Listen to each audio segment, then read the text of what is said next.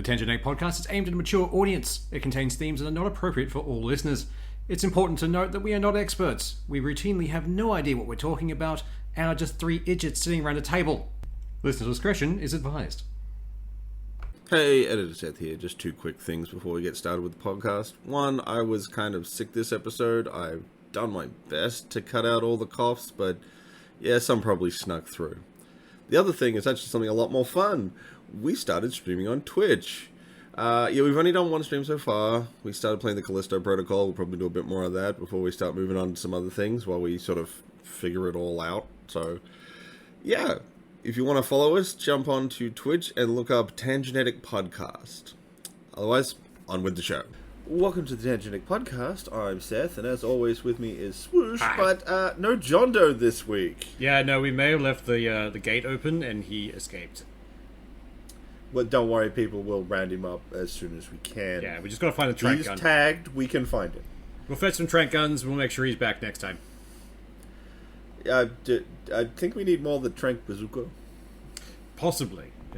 Like a trank shotgun, just multiple tranks in one thing. Yeah, Like, that yeah. would work.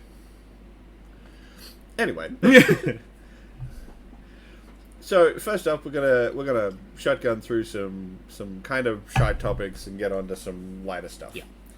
So basically, first up, Kanye West appears to have just gone insane. Well, more insane. Yeah, like he's already been going off the deep end for a while, but it got worse. So basically, he was on the Alex Jones InfoWars show, and now, like, saying that should already prime you for like, this is probably going to be kind of stupid. Yeah. But you don't expect Kanye West in like a full hooded mask and gloves and all that jazz. It was a gimp mask. To be sitting there. honest. I know, right? It was- It had all the zippers. Yeah, and shit. it was definitely just a gimp mask. But he's sitting there being like, "Hey, Hitler's awesome. Yeah. He brought good things to the world." It's like, no. No. Like, not at all. Hitler is one of those people we, as a society, have pretty much universally gone, you can hate this guy. Yeah. Like, we've, as a society, said there is nothing redeemable about this person. Or the platform they created, the Nazi Party. Yeah, exactly. So, fuck all that noise. Yeah, pretty much. Also, the fact he's apparently changed his name to Yee now. Yeah, which is bizarre. Like, maybe someone should kind of check on Kanye. Make sure he's okay. Maybe a trained Look, professional of some kind. the biggest issue is simply that he has such a huge following, Yeah. and he's saying some seriously fucked up shit. Very, and that's a terrifying So you thing. know, there's a lot of people, like, while I like to believe that generally people are good enough to realize that this is a load of bullshit, Yeah. there's going to be a lot of people who are like, yes. And that's a problem. We don't like those people. No. They are the bad ones. So, that's that. I don't think we have anything more we want to say about that. Kanye West, you're an idiot. Yeah. Speaking of Don't bad support things, Nazis. so FIFA is doing some interesting stuff yet again. Yes, they've stated that they're open to hosting in North Korea.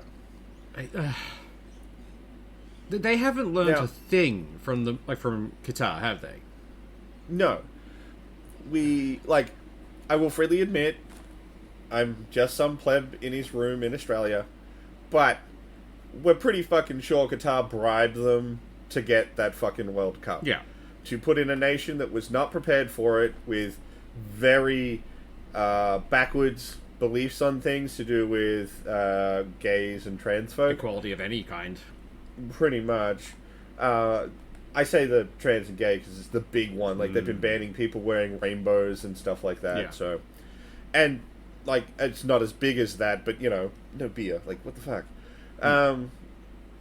Like, they've had all this backward shit, and then you go, hey, man, we'd be open to going to North Korea, a very isolationist piece of shit cunt. Well, I don't want to say everyone there's a piece of shit. I don't know enough about The North Korea. regime is a piece of shit. Yes, Yeah. the guys running it definitely are. And are definitely the kind of guys who would be like, oh, what? It took X amount of money to get it to go to Qatar? Oh, yeah, fuck, we'll do that. We'll throw money at that, that's fine. We'll put on Just a to make good themselves face. look more legitimate. The thing is, though, I think FIFA has legitimately burnt so many bridges with other countries that no one else really wants to host it now. No, it's still big enough. It tends to Europe. bankrupt things. Like, even if it's big in Europe and everything, every time someone hosts it, it takes them 10 years to recover financially. Are you sure that's FIFA? I know that's the Olympics. Oh, the Olympics definitely does it, but FIFA has some very similar kind of shit. But yeah, but I feel like there's a lot of crossover in like stadium usage. So, like, if you've done the Olympics, you can probably reuse for the. You'd think so, but weirdly enough, football. like the timeline on stadiums is very small. Yeah, well, I mean, like, we're going to go through it in Australia because they're going to tear down a stadium in the city and rebuild it. Yeah. Because we've got the, 2024? 2024 for We've got one of them. Suncorp, I think. No, they're tearing down Wollongabba. Oh, yeah, fair. That one's been around for a while. Well, it has, and I've worked at Wollongabba, and I can honestly say right now, if you've ever bought a coffee there, don't. The shit I've seen behind that coffee machine will curl your toes. Yeah. Yeah, no, don't do that. But, they want to tear down and rebuild the iconic Gabba, not the iconic Suncorp Stadium. And you know for a fact they're going to sink a lot of money into that. Like... Oh, look, it's going to fuck up so much stuff. Yeah. Because the thing I think people don't, like, people outside of Australia, maybe even Brisbane, don't really understand, that stadium's in the middle of the CBD. Yeah. Well, not the middle, but close enough. It is on main arterial roads, is the issue. Yes, it is, definitely. As you go up through, oddly enough, Wollongabba. Yeah. That is a main road through that and South Bank, up Volta Street to get into the CBD. They're going to be doing roadworks and construction around that. It's going to fuck up honestly so much stuff. You'd be better off getting rid of it entirely. Get rid of the Gabba, build it somewhere else that isn't, Wollongabba, and then you have a dedicated place for it. So it's not every time there's a game, you don't have 3 hours waiting in traffic to get home. Because I used to have to go past that every time. And I fucking hated it. Anytime there was every time they had a Broncos game. Yeah. And it's not just the fact that you're stuck in a car, like, waiting for, to move. It was the people going to the fucking thing. Oh, yeah. They're already half-tanked before they head in. And then I mean, come on, you're not going to pay fucking stadium prices for beer. God, no. Stadium prices for beer were horrible. Highway robbery. But, so they pre-game everything, and then they turn up, dodging through, traffic, smacking hoods and being idiots. It's like, yeah. Just stop, man. Jesus. I mean, the company I work for has a store in that area. Every time there's a game on, we have to go out and put out signs being like, this is not parking. You cannot park here. This is for customers, not stadium goers. Hell, I used to live in Kangaroo Point, which is just down from Wollongabba. Yeah, so did I. Anytime there was a game on, and the cops would just be hounding out the front. Ooh, has that car got a permit? Ooh, let's get that one. But the streets would be full of them. Like, people would just park there. It's like, it's worth the $300 fine. It's like, no. It's expensive. I remember trying to walk down to the subway that was in it's not even down that end. It's further back. Yeah. You'd go in and just be booty guys. Yeah. And they're always asking for something dumb. As much as I love the joke of going into Subway and asking for the Arc, legitimately doing it's fucked up. Don't do that. And we've only done that, once, and that was, 2 in the morning, and we knew the guy who was working there. Yeah. For those who don't know, that's 2 of every meat. Yes. Which is a little fucked up these days, because there's a lot more seafood on that menu, and that does not play nice. Yeah, no, it's bad. You kind of have to make a choice there. Do we go to the Arc of Seafoods, or we go to the Arc of Land Animal? Always go Land Animal. Yeah. But even then, that's so much meat. It is so much protein for your colon. It's dumb. Don't do it. Yeah. Seriously. I'm the kind of idiot who in uni used to get pounders when we went out and got drunk. And even I'm sitting here being like, do not order the Arc. It is dumb. It will kill you. Not even slowly. It will stab you. Right in the arteries. Yeah. It's not fun. But, yeah, no. Every time there is, footy on in Brisbane, one of the main artery roads is screwed. Because if it's not Wollongabba, it's Suncorp, which is also on a main road. But Suncorp's better about it. There is at least a workaround for the Suncorp. You can go a different direction. You can take the ring road to get around Milton. Yeah. Which means you don't have to deal with it as much. And because Suncorp was built for it, not built around. Yeah, the Gabba is a holdover from... It's always just been there. Yeah, I mean, I don't know when the GABA got built, but at least as long as I've known, I've been alive, as far as I can remember, it's always been. Yeah. See, like, I'm of the opinion that the GABA was great, it served its purpose, but now that should probably not be where it is. Move it somewhere else, and make that a park or something. I don't know. Unfortunately, it's iconic. Yeah. The GABA Stadium in the middle of the CBD in Brisbane, it's an iconic... And annoyingly enough, Australia has no culture apart from the ones that we've stolen, so we need something. It's footy and beer. Yeah. That's mostly our culture, footy and beer. At the same time, we've been exporting AFL and it's actually been taking off. Huh. How long till we start losing at it? It'll be fine. I mean, like, it's not a no contact sport, but it's a lesser contact sport, so a lot of, like, oddly enough, like, in America, where they want to decrease the amount of kids playing gridiron, yeah, no. things like AFL have been taking off, where it's like, there's contact, like, people still get tackled, but nowhere near the frequency. Well, we've talked about that before. The whole, like, using padding gives people that false sense of security, so they go harder. Gridiron, you're in actual armor. And then it does literally nothing to stop the actual problem, which is your brain going into a sudden stop and slamming against your skull. Yeah. It's the same thing with, like, was it boxing? We've seen more deaths since bare knuckle boxing was outlawed because, you know, people go for their head now because they can, and they punch harder.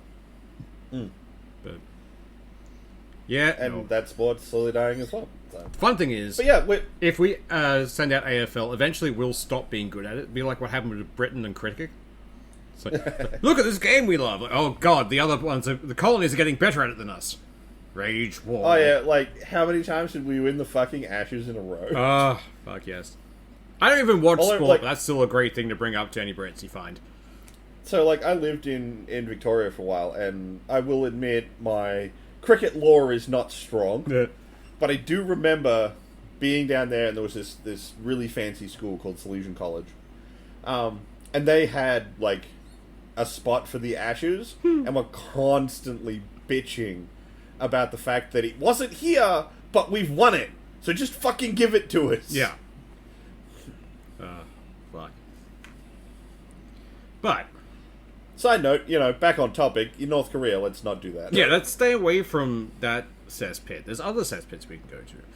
But, yeah, no, I don't see that being good for anyone involved except for North Korea. Yeah, pretty much. Like I said, it'll give them legitimacy, being like, look, we have the World Cup. Yeah. We're not a fucked up nation. But they'll parade it and do all the things they do every time people go to North Korea and make it look like a super happy, lovely town, and it's not. Oh, yeah, it's really they will build an entire fake community to house this thing. And you just know it will be built on the backs of horrible things. Do not give them that platform. No. Leave that be. If you thought Qatar was bad, I would expect North Korea to be infinitely worse. Whilst Qatar has been bad, they haven't disappeared anyone. I could see North Korea disappearing a couple of people. Oh, absolutely. Absolutely. But, yeah. I mean, you've seen, like, there's things of people going into North Korea and having to hand over their phones on the trains in so that the police can put spyware on your phone. Yep. And it's to make sure you don't have any anti-North Korea propaganda on your phone, and you don't take anything out that they think is, that's making North Korea look bad. Yeah. No, we're not going to do that. It's a bit fucked. It would be horrible. Yeah. But what other nonsense has been happening in the world? Well, NBN Co., which is the guys who are handling our increased internet rollout, have finally stated copper internet is becoming more expensive and less reliable than fiber. Oh no. No fucking shit. That thing that every nerd warned them about when they first started fucking with things. So, for anyone who doesn't know the basic timeline on this, Australia has copper internet. It's terrible. Yeah. We have terrible speeds, connections garbage. Third world countries have better internet than we do. I remember at some point there was Somalia had better internet than us. They still have better internet than us. I mean, I don't know. I read that article years ago. Yeah. But it's still a thing. Like, we have garbage internet. We've said it many times on this podcast every time we talk about streaming services. Yeah.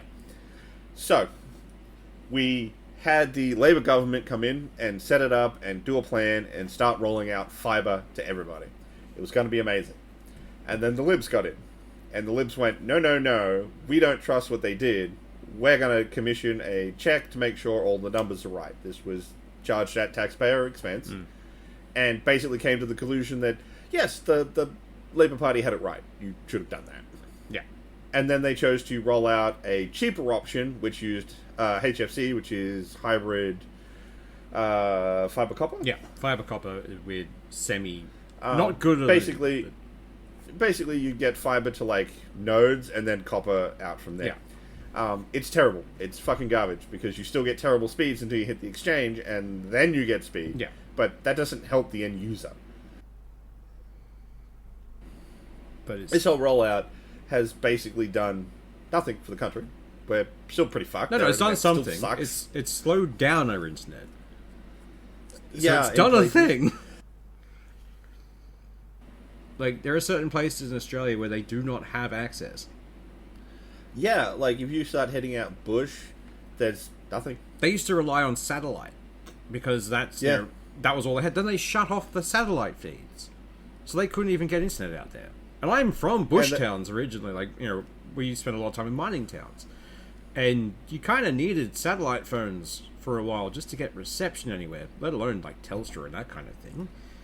And there's all kinds of fucked up stuff to do with telcos out in those areas. Like, one will come in, put up a tower, and be like, cool, well, we sell all the phone plans for this area, and we're going to charge dumb prices because we're the only game in town. Yep. Another telco shows up and goes, hey, we'd like to sell here. Can we get some space on your cell tower? And they're like, no. Yeah.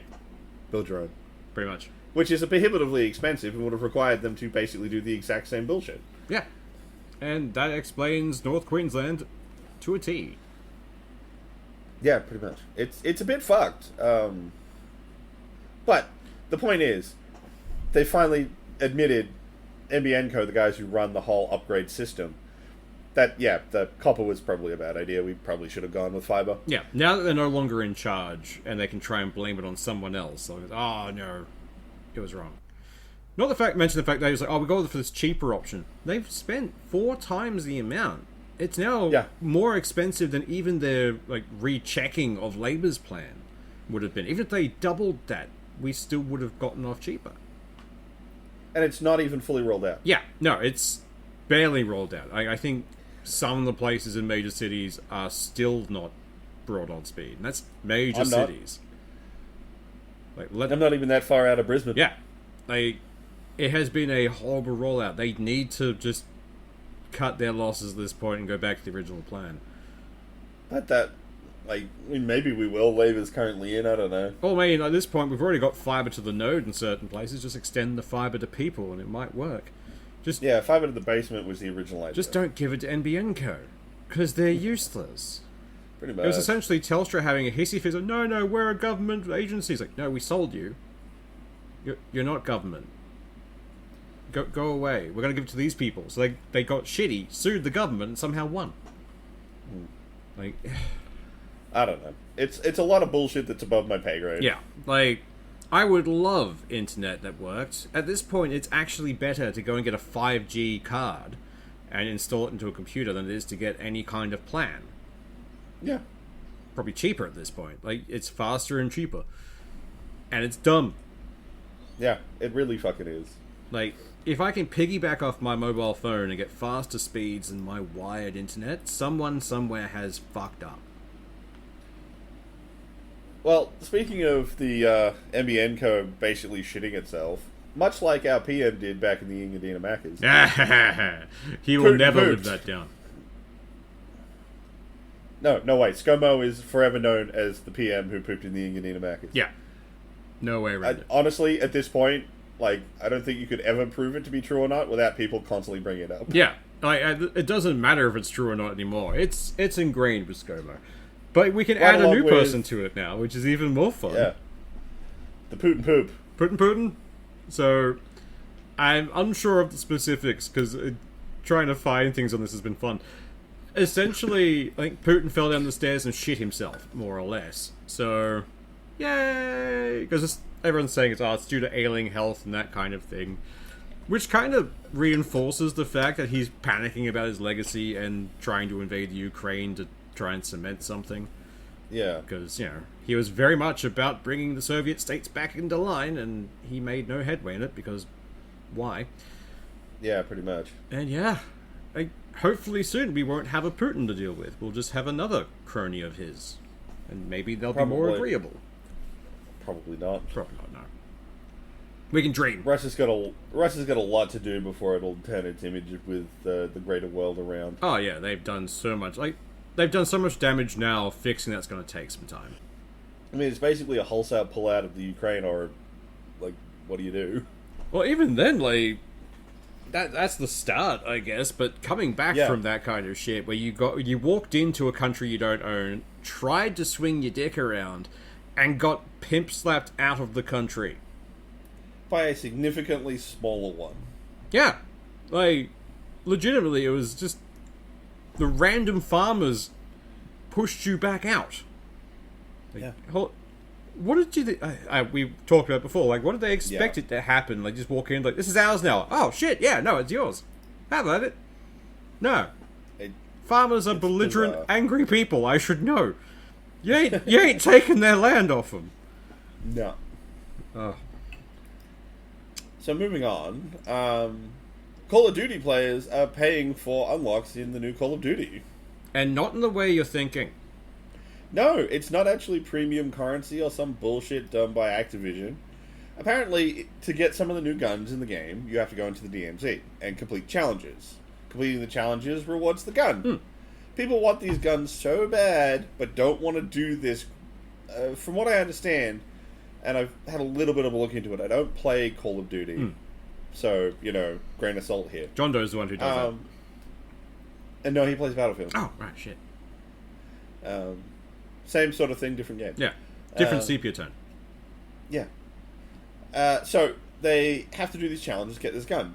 And apparently people just don't want to do it. And apparently it's not that difficult. We're talking 1 or 2 hours of work and it's done. Yeah. You have the gun. So what they're doing is they're going on to secondary markets, paying someone up to, I think the highest I've seen is $12 to join a game with them, complete the challenge, and then hand them the gun. Yeah, just trade them the gun. When did gamers become lazy in-game? I'm a lazy bastard in real life, half the time. But in a game, I will do so many things that aren't required. So many side quests. I'll go off and do everything. How many people playing WoW grinded for, low drop items? Yeah. Holy shit. That used to be a thing. Just grinding for a specific item, and then, you roll it, and you don't even get it. Or you roll a bad version of it. Yeah. So you've got to keep going. I actually watched this really good video recently that tracks the numerification of WoW. Oh, wow. It's a long video, and it's got a lot of math in it. It's by these guys called Folding Ideas. And it's, why it's not okay to suck at WoW. Yeah. No, not suck at Warcraft. And basically they track how, over the course of the game, it became more about gear and buffs and optimal play lines and having third-party applications and raid leaders that aren't even in the raid. Yeah. It's insane to watch how, a game that was supposed to be fun transitions into this almost work, you need to hit these exact milestones, buddy, and people getting trashed for not getting... Oh. There's a system in it for, if you get so much stuff, you get these rolls on these special tables, but if you don't optimize them when you get them, people are you fucked up, cunt. Yeah. And it's the same thing, any game that turns into a job, I don't like. That's why I hated raiding in WoW. It became a job. So I just didn't do it because I didn't find, any use for it. I would still do raids because I wanted specific gear, but I didn't want to do quotas or pay dues to a guild because it's a digital guild. It's like EVE Online. The people who, I swear to God, go home from their work, log in, and then have a second job on EVE. Yeah. I don't know how they can do that. Whole megacorps in EVE. Yeah, if they find enjoyment in it, fucking go hard. But it's just so strange a concept to me. But all these things, even EVE, it's a massive grind fest. So the idea that these guys playing COD are this minuscule impedance, that's too much. Someone do it for me. Yeah. Honestly, I'm surprised the EA hasn't cashed in and go, oh shit, they're paying other people for this thing? No, pay us. We'll give you the gun. No, it's not EA, it's Activision. Activision, sorry, yeah. But same shit, different stick. I completely agree. I just feel like if we're going to shit on someone, we're going to shit on the right guy. Yeah, true. I get the feeling it's because they get too much negative backlash for taking something that is not monetized and then monetizing it. Yeah. Not that they necessarily won't. It wouldn't be the first time they've added microtransactions into a COD game later. But I'm just saying, they'd probably get a lot of flack. And they've got a lot of eyes on them right now because of the Xbox Activision deal. Yeah, we've always seen this kind of behavior, to be honest, though. Even back in the early WoW days, there were gold farmers. Oh, yeah. That shit always exists. Oh, yeah. If there's a currency, there's a farm for it somewhere. But at least, gold farming, it was gold had a value. Yeah. It did slowly tank across the course of the game. I would highly suggest looking up some articles on inflation in WoW. It's actually surprisingly interesting. God damn, I sound like the biggest fucking nerd. The weird thing is, I watched some of that inflation happen in, early WoW. I know. And watching the market boards, I watched it happen in Final Fantasy 12? No, 11? 11. The online one. The first online one. Yeah. Because there were a lot of crystals, and people were like, no, it has to sell for 1,000. No one undercut it. We're setting the price at 1,000. Of course, people started undercutting it. You just saw it go, whoop! Yeah. It was so strange. The fact you can watch economies rise and fall in a MMO was always fun. I mean, there's piles of papers written about WoW as social networks. Yeah. For economies, from the plague thing. I forgot about the plague. Everyone. God, the that plague thing was weird. For anyone who somehow doesn't know about that, basically they launched a new piece of content that included a plague mechanic. And it would wipe from any person who was in the raid after it was done, but it wouldn't do it to their pets. Yeah. So they could leave the raid, get their pet out, and then it would just start killing people. And there was no way to get rid of it because you basically had to let it die out. The best thing was they started using it as a biological warfare. People would run into main cities and just corpses. There was runs for it where all you do is protect one person at the center who has the pet, and just push away into Orgrimmar or push away into Stormwind and just unleash hell. It's what the hell? This is amazing. Then once that had done its thing, people would go in, reinfect something, and then go out again to keep it alive. Yeah. People started setting up quarantine zones around plague areas to be no, don't go into Orgrimmar, it's fucked right now. Ironically, World of Warcraft handled the plague better than real life did. Oh yeah. WoW handled plagues in it way better than we were handled Corona. Oh yeah, definitely. It's fucking weird. But a digital game should not do that. If there is a mechanic, gamers will find a way to take advantage of it, sure. But this just feels so lazy to me. Yeah, we created our own microtransaction. Yeah. The thing we hate, and the gaming community created a microtransaction. Yeah. Again, this isn't a 9-hour grind, and I can be okay, I kind of get it. If you really don't have a lot of time and you want the thing, alright, 9 hours is a lot. No, we're talking 3 games worth of effort, and you can have it done. Yeah. And it's not even really effort. Half the time it's just getting kills with specific kinds of gun or specific things, I think. But again, I freely admit, I don't know what it is. Yeah. I don't play Call of Duty. But it's just... But, again, I'm seeing lots of threads about it, and people just being why are you doing this? It's dumb. It's not that hard. Just fucking do it. Yeah. It might just be the new generation of gamer who've grown up with microtransactions. And I want this thing, and they're just used to being able to pay for it. And it's oh, bugger it. If I can't just buy it from them direct, I'll find someone to do it for me, because I don't want to do it. I don't know, man. I don't get the COD community. Yeah. I stay the fuck out of there. Yeah, no, I can't. I tried, and I sucked at it, so I'm going to leave that to the other people. They can have that one. I mean, when I was young, I used to play a lot of online gaming. I'd go to, netcafes and play in shooting tournaments. Yeah. I played a lot of CSGO. Not CSGO. I played a lot of CSGO. Original Counter-Strike. Yeah. Fucking 1.6, man. Oof. That's back when I was in fucking Counter-Strike. Yeah. and a lot of Unreal Tournament. But these days, I don't have the patience for that shit. To see all these Battle Royale games coming out, fucking Apex Legend, Fortnite, all this jazz, I'm just like, God, man, I'm not even, like, past my 30s, and I'm already like, I'm too old for this fucking shit. We have been old since we were very young. I swear to God, I'm like an 80-year-old in a 30-year-old's body at this point. We are old souls. Yeah. Like, I'm pretty sure as a child I was yelling at people to get off my lawn. Turn it down, you damn kids! Like, you're 5. Ah! But, yeah, no, I don't understand it. I mean, I'm not going to dictate how people want to spend their own money, but why did you have to make your own microtransaction and basically justify the industry for doing it? Yeah. It is now so normalized that we can't get rid of it. Absolutely guarantee you Activision will look for the next Call of Duty and be like, look guys, you set up your own microtransaction, don't shit at us for selling it to you. You opened the door for them. You invited the vampire in. Yeah. And now it's going to come in for your wallet and just take what it can. And not only that, you were paying $12. That's the highest I saw. Like, the lowest was $5. Even that shouldn't be the lowest. That should be the highest. Like,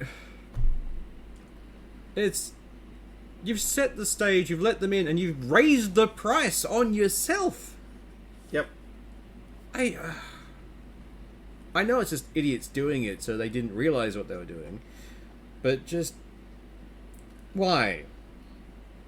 Just why? Look, it's the same question I ask people who buy Madden. Yeah. This company hates you, they fucking don't give a shit about what quality of product they give you. Please demand better. Yeah. Like, don't buy it. Resist. And it fucking works. We know it does. Look at fucking Battlefield 2. Yeah. Like... you can get it fixed. You just have to be willing to not. Yeah. You have to have a bit of a, like, willpower, essentially. It's like... I mean, like, after all the Act Blizz stuff happened with the Cosby Suite and all that jazz. Yeah. I went, I'm not going to buy Blizzard stuff. Yeah. And I was hyped for D2 Remastered. Trust me, I'm a massive Diablo fan. Yeah. I didn't buy it. Yeah, no. I voted with my wallet. Pretty much. They have done horrible things. I don't want to buy from them again. Like, maybe if they get taken over by Microsoft and they basically go in there with a flamethrower and wipe out everybody. Well, if Microsoft went in there and didn't turf out the problems, immediately going, ha, they're gone, then I'm going to have an issue with Microsoft as well. It's like, guys, you had the perfect opportunity to get a lot of good PR from this. You just have to fire like 5 people. Bobby Kotick being the biggest. Yeah. Fire him out of the rocket into the sun. The point is, we can get them to stop. Yeah. Doing this is how you make them do it again. Pretty much. Not get them to stop. It's just, we are essentially rewarding bad behavior with these things. So, how about we move on to that, to something that could be good or really, really bad. Sounds interesting. So, scientists have awoken ancient life from 100 million years ago. Yay! The new thing to kill us. It is basically just some bacteria that they found on the seafloor. Still. But they put it in a lab, and across 68 days, it massively multiplied. So, it's still alive. Yeah.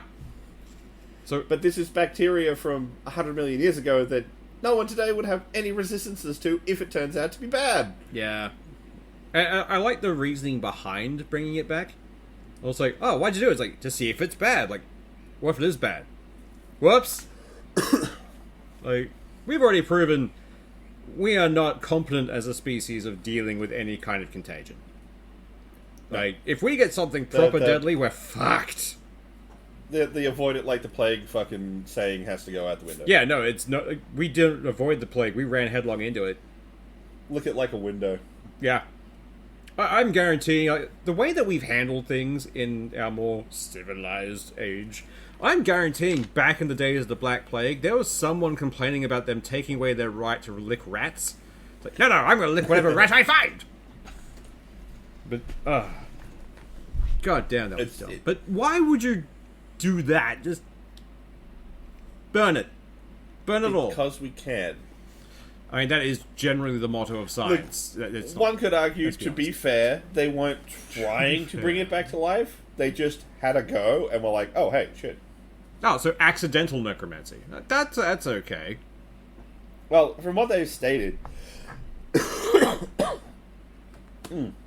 Oh, man, I'm coughing a lot this episode. You're done. Maybe.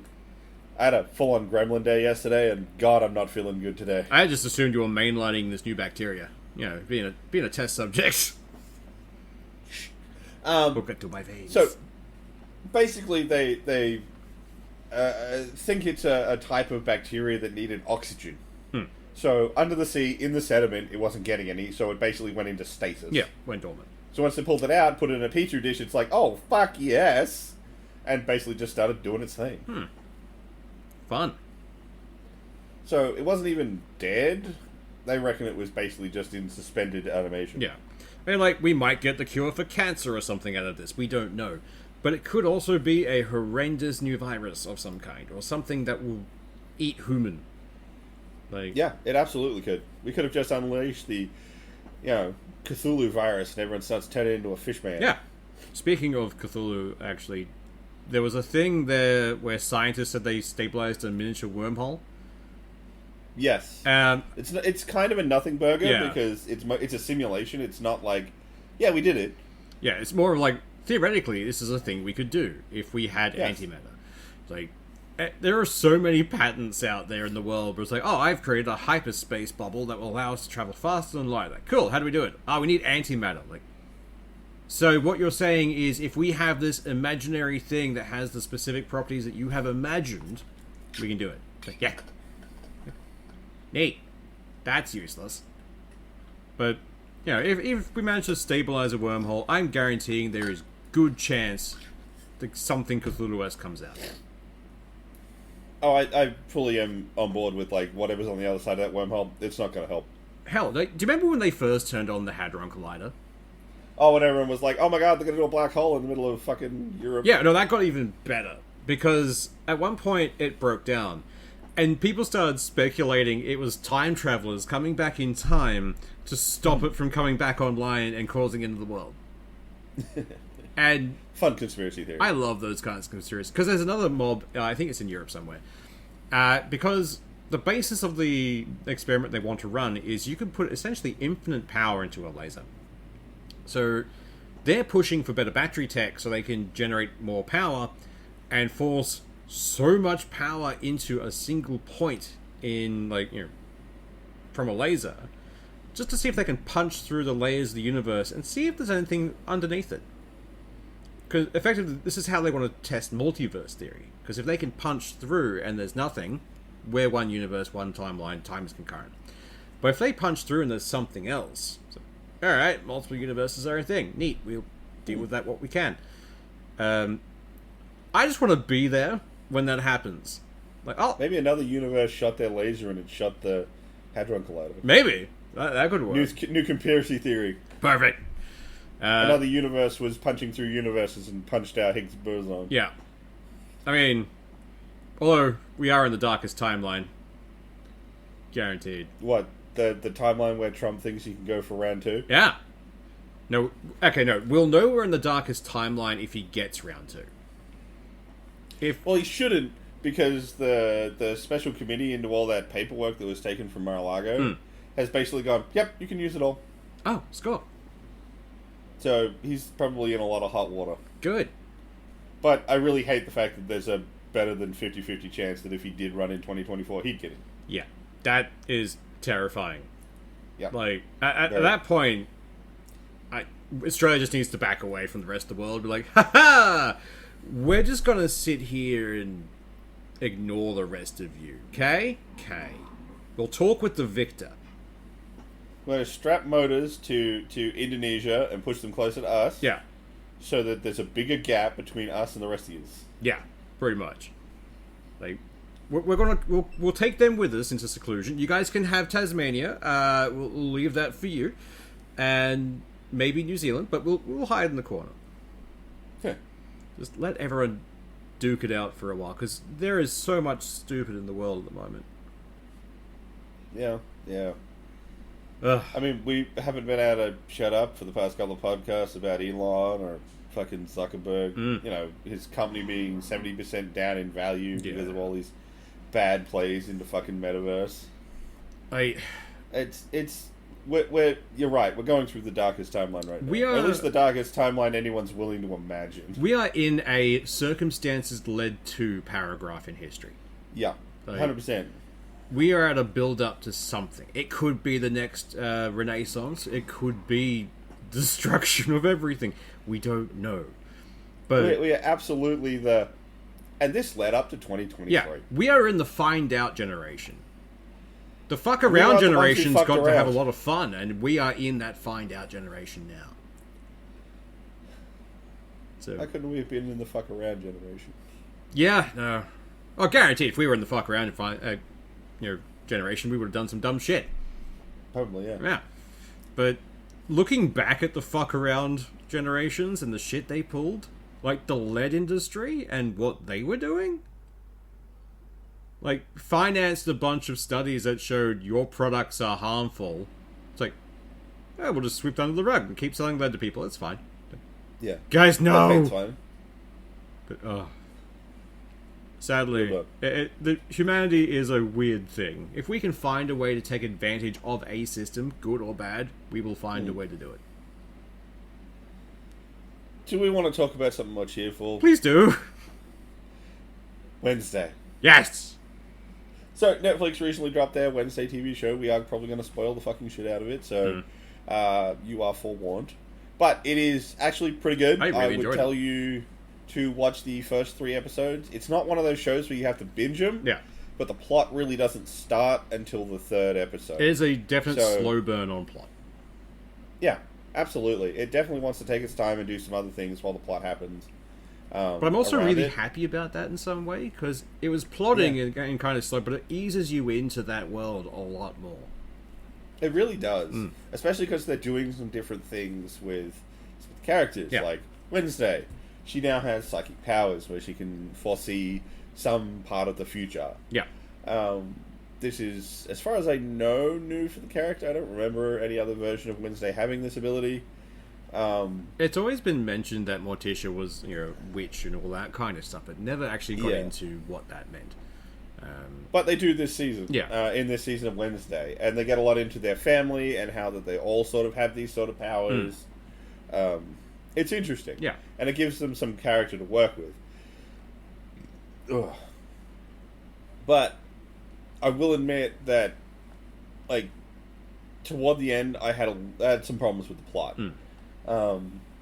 But first, I want to talk about something I did like. The main character playing Wednesday, the actress playing Wednesday, I can't remember her name off the top of my head. Excellent. Yeah. I did find out that when she was on set, she did one scene without blinking, and the director was like, do that for every shot. Yeah. That's why she doesn't blink in the show. There is a supercut of the amount of times that they've caught her blinking, and it's like 5 or 6. It's usually exacerbated expressions, not like normal blinking. Which does give it this kind of weird, intense look, which is actually very good. It works super well. It's pretty good. The cello solo of Painted Black was that great. was really fucking nice, actually. The way they build into it, because they don't start with the really obvious chorus track for Painted Black. They start way earlier, and they don't like immediately be like, look guys, we're doing Painted Black. They sort of let it build and build until it is clearly Painted Black. I sat there for a while trying to think, like, what is that song? Like, that's a weird classical thing. I know it. And then it's like Painted Black. Like, oh shit. Okay. Yeah. I'm into this. This is fun. I'm super down for alternate takes on Painted Black. Yeah. Still annoyed we didn't get a jazz one from the last season of Westworld. Oh, that would have been great. How do you do the heist again and not do Painted Black? Yeah. You did it for the Old West on the piano, and you did it with Japanese interest for Japan World. Fuck you. We should have gotten jazz Painted Black. That would have been great. But we got cello Painted Black in Wednesday. Yes. I do like some of the misdirection they do for some of the characters. Some of it's so flat, though. A bit of it, yeah. Like, one of the characters dies early on and then appears again. And their answer is, one of the characters is a shapeshifter. Yeah. Deal with it. It just feels so empty as a reason. Kind of. pull in for it. They thought it was basically Chekhov's gun to show later on for a plot development. Yeah. Which was then immediately taken away, which was weird. Yeah, that was dumb as well, but we'll get to that when we start talking more about the ending. Yeah. All through the show, Thing is great. Oh, I love Thing. And the fact he just makes friends with everyone. Yes. The fucking little party hat at the birthday thing was just delightful. Thing was great. He has a new look to him, and the way they just don't explain it. It's like, what is he? Like, that is a Addams Family mystery. We have no idea. It's like, yeah. Awesome. I like it. Oh, man, the fucking scene where he gets stabbed. Yeah. I was like, motherfucker, you are not killing Thing. Oh, yeah. Because, don't do that. Well, it was a really good one because they show early on, there's a bonding moment with Wednesday and her roommate, which is the polar opposite of Wednesday. So colours and happy and chirpy and a werewolf. And they eventually get along quite well and they start to influence each other and there's character development. But one of the early points of that is the roommate is sad and crying, and Wednesday tells her about the only time that she's ever cried, and goes through that story. But then when you see Thing and Thing's been attacked, and she's on the verge of crying again, it's like, ooh, there are stakes here. I like this. Yeah. You are showing, not telling, and I like this for the system. 100%. Yeah. See, this is the thing, though, screw it, we'll start talking about the ending now. Because this is where I think they lose it, because they do the tell don't show. Yeah. Because we find out about the big evil monster. And what it is, and all that kind of stuff. But it's not... I think the bait and switch was stupid. There is literally 2 chances for you to figure it out in the story.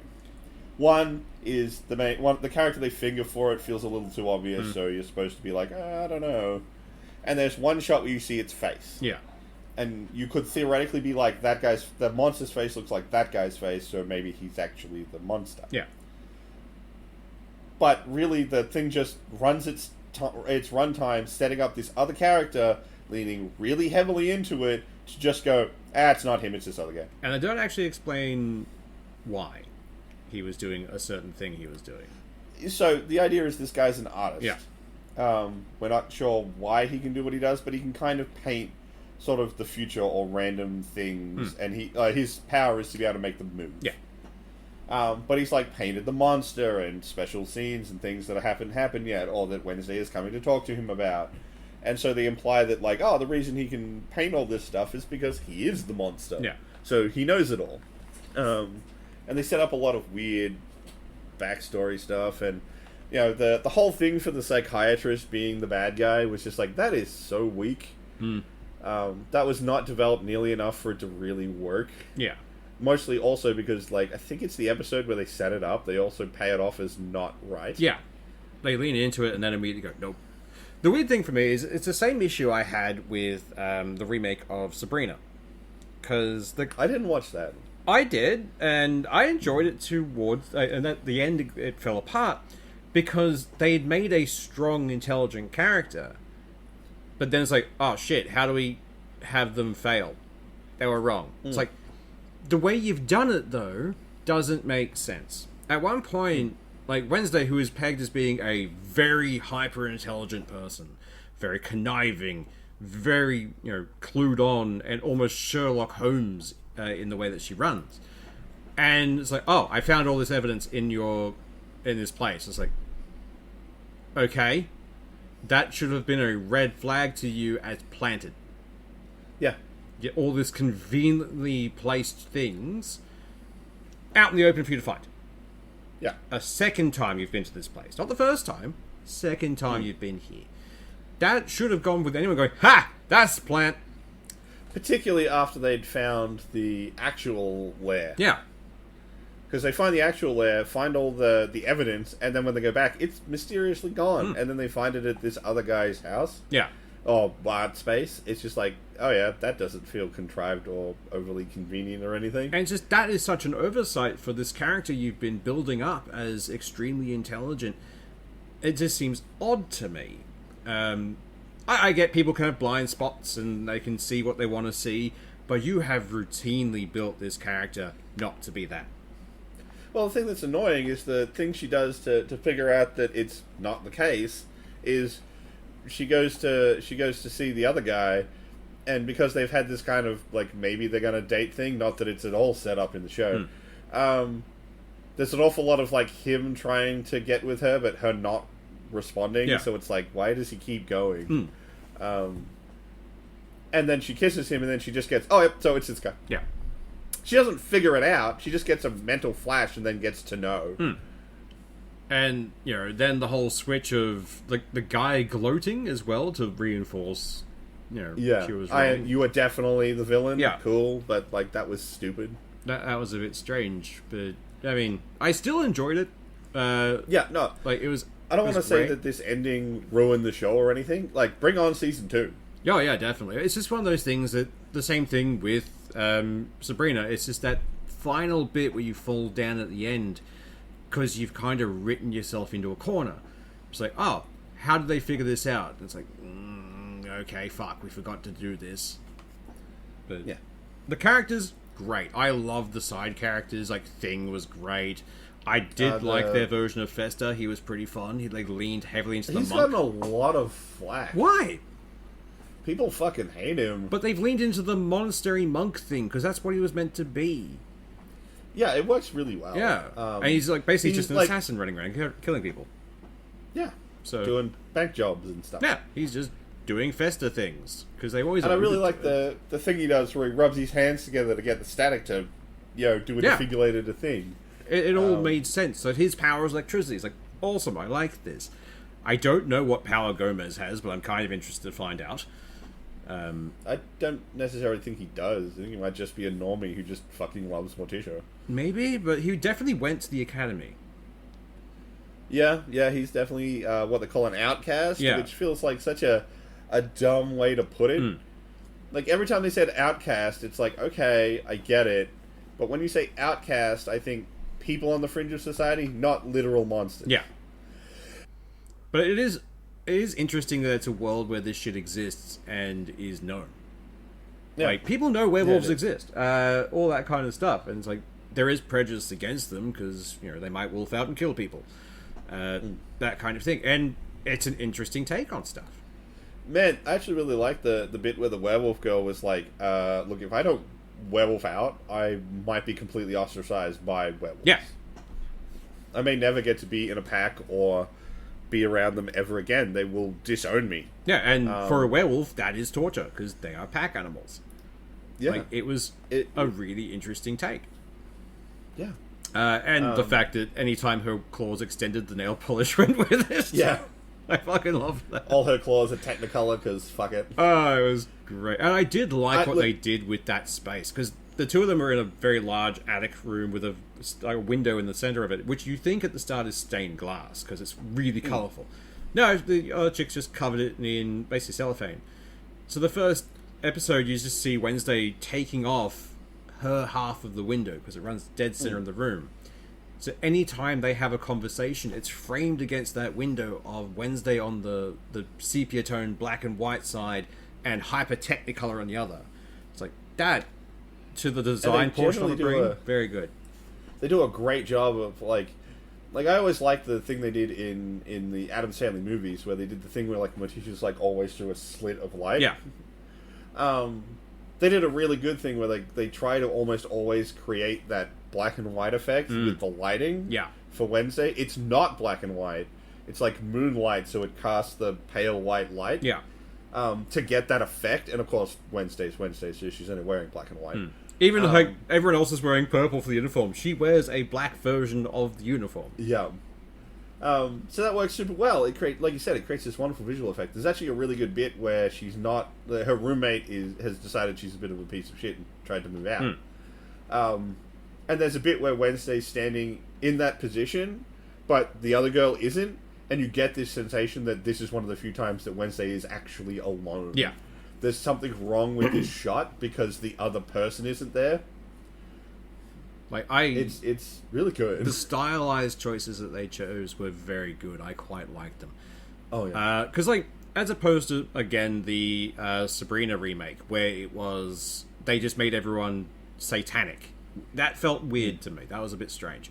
But with Wednesday, it seems to have been handled a bit better. Like, none of the outcasts were outright murderous half the time. They always alluded to it. It's like, yeah, this is our dark past. It's just the Adamses that are a bit different.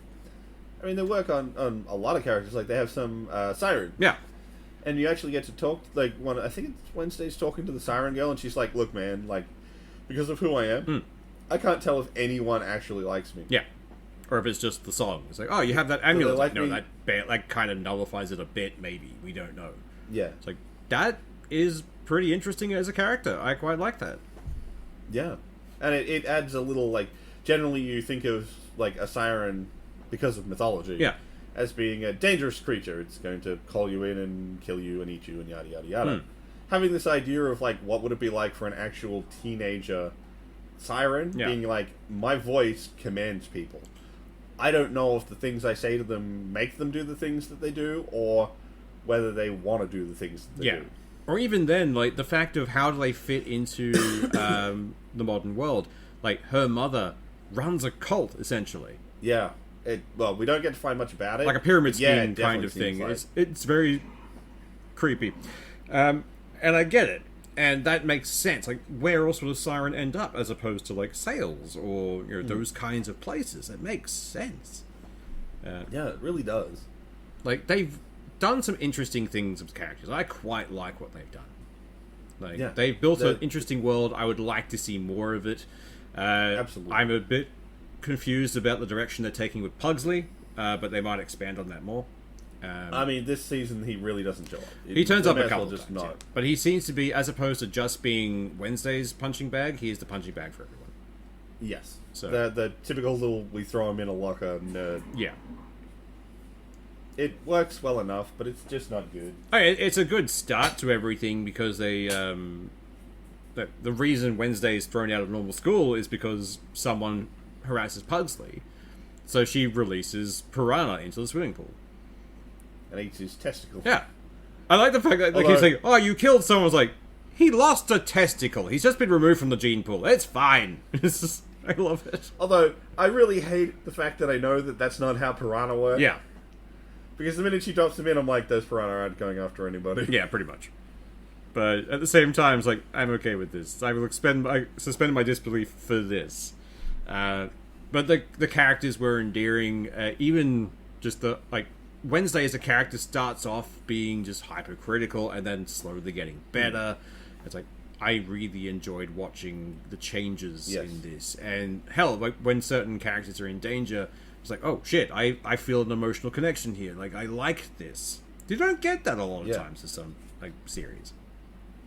So it's one of those. I think that's why we look at the ending for this one and see it as a bit disappointing.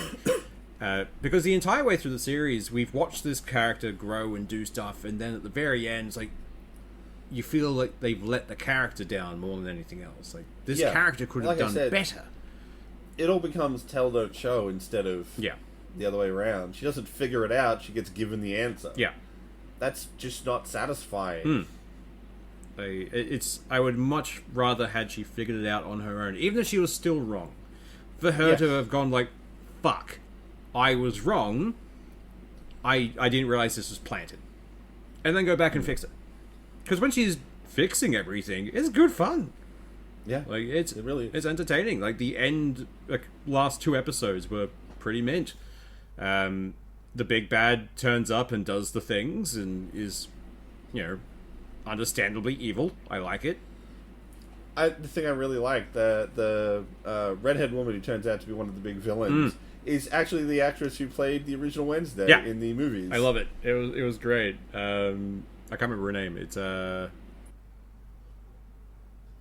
it's escaped me. I just like the fact that she resurrects this ancient thing, and it's like she just keeps talking to them. And it's like, and then he turns around, and it's like, leave, go away. I will talk to you if I ever want to talk to you. You're a woman. Leave, fuck off.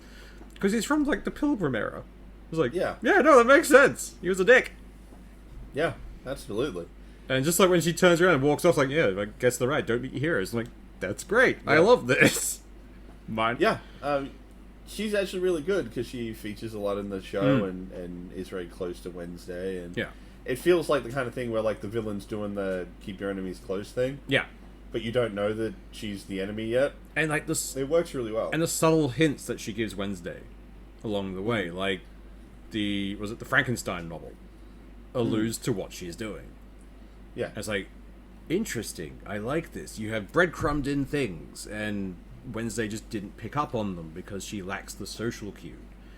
I mean, I still think that there's not enough clues for Wednesday to necessarily figure it out. Yeah. It's more that kind of thing where, like, as a viewer watching it a second time, you're like, well, even, like, as I'm watching it the first time, when she starts screwing the electrical things onto, like, these body parts that have been going missing, Frankenstein makes sense now. But it's, like, after the fact. Like, they're not quite... They don't want to be caught, but it's like a subtle gloating throughout the series when you go back and watch it again. And it has that new layer of, oh, shit, okay, they were just gloating the entire time. Yeah. But, if you can, if you get a chance to watch it, please do watch it, even though we have spoiled a fair bit of it. Still worth it. Absolutely. Like, to watch that execution, I think is worth it. Like, yes, we've spoiled the ending, but, like we said, the ending is very television show anyway. Yeah. So, and we did warn you at the start of the this. You know you will get into. Well, we're out past an hour, so I think we're done. Yeah. Without John Doe here to, like, help the squirrels run, we are... It's only us to bounce off each other.